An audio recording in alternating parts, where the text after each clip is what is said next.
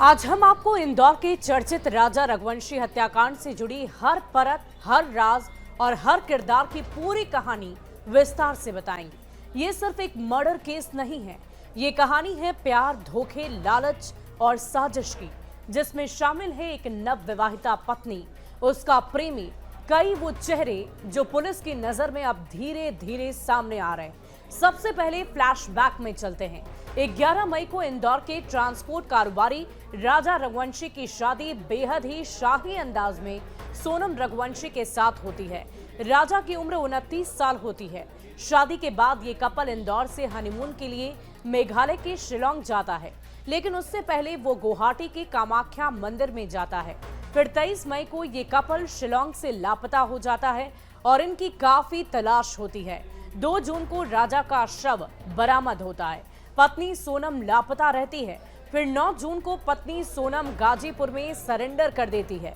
शुरुआती जांच में ये पता चलता है कि राजा की 23 मई के दिन शिलोंग की पहाड़ी में हत्या कर दी गई, जिसके बाद इस मामले की सबसे बड़ी संदिग्ध परिस्थिति बनी उनकी अपनी पत्नी सोनम रघुवंशी। और अब सोनम का कबूलनामा भी आ चुका है। वो कबूलनामा ये है कि हमें किसी को अपनी जिंदगी से हटाना था, तो यहाँ हमें या हमारे का मतलब है राज कुशवाहा, वो शख्स जिसके साथ सोनम रघुवंशी रिलेशनशिप में है। और सोनम ने राज कुशवाहा के साथ मिलकर राजा को मारने की साजिश रच डाली और ये प्लान शादी से पहले ही बना लिया गया था।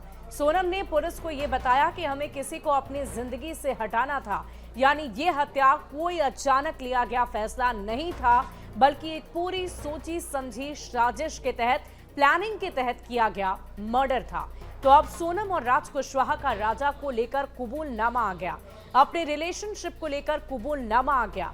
लेकिन इन कबूलनामे से पहले तमाम सीसीटीवी फुटेज जिनकी करतूत का पता दे रहे थे, वो सीसीटीवी चाहे शिलोंग के हों या वो कैमरे के फुटेज किसी टूरिस्ट के हों या राजा की मौत के बाद उसके घर में राज कुशवाहा का कफन लेकर आने की हो, ये सारी हरकतें कैमरे कैद कर रहे थे। और ये तस्वीरें कैमरे में कैद जो हुई थी वो साबित करती है कि इन दोनों ने कितने शातिराना अंदाज में तरीके से राजा को मार डाला।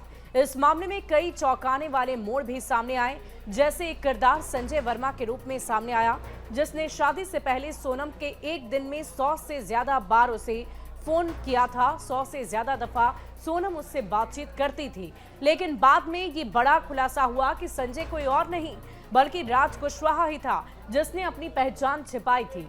ये संजय वर्मा का किरदार जानबूझकर गढ़ा गया ताकि किसी को शक ना हो। जब राजा की हत्या की जाए तो पुलिस सोनम की कैरेक्टर को लेकर कंफ्यूज हो जाए और इसका फायदा राज कुशवाहा को मिल जाए, लेकिन ऐसा हो ना सका। ऐसा लगता है कि राजा के खून ने खुद अपने कातिलों की गवाही दे दी। वाकई लहू बोलता है और राजा के केस में भी कुछ ऐसा ही हुआ। अब तक राजा को हत्या के मामले में 8 लोग गिरफ्तार हो चुके हैं। Sonam Raghuvanshi, Raj Kushwaha, Vishal Chauhan, Akash Rajput, Anand Kurmi, Lokendra Singh Tomar, property dealer Silom James और सिक्योरिटी गार्ड बलवीर को भी अरेस्ट कर लिया गया है। इन पर सबूत छिपाने और सोनम को पनाह देने के आरोप लगे हैं। सोनम की करीबी दोस्त अलका का नाम भी सामने आ रहा है, जो जांच का अगला एक बड़ा मोड़ बन सकता है। बहरहाल राजा रघुवंशी के भाई विपिन रघुवंशी का कहना है कि सोनम और राज केवल मोहरे हैं, असली साजिशकर्ता कोई और है। उन्होंने सोनम और राज कुशवाहा का नार्को टेस्ट कराने की मांग की। हालांकि मेघालय पुलिस ने नार्को टेस्ट से इनकार कर दिया है और उनका कहना है कि इसकी जरूरत नहीं। तो अब आपको एक बात और बता दें कि राजा और सोनम की शादी में कितना पैसा खर्च हुआ। राजा के परिवार ने सगाई और शादी में सोनम पर पानी की तरह पैसे बहाए। लाखों का कैश, सोने की ज्वेलरी, साड़ियां, लहंगे, 2.5 लाख रुपए का मंगलसूत्र, सूटकेस भरकर सामान दिया गया। बता दें कि राजा की मां खुद सोनम को शॉपिंग कराने के लिए ले जाया करती थी।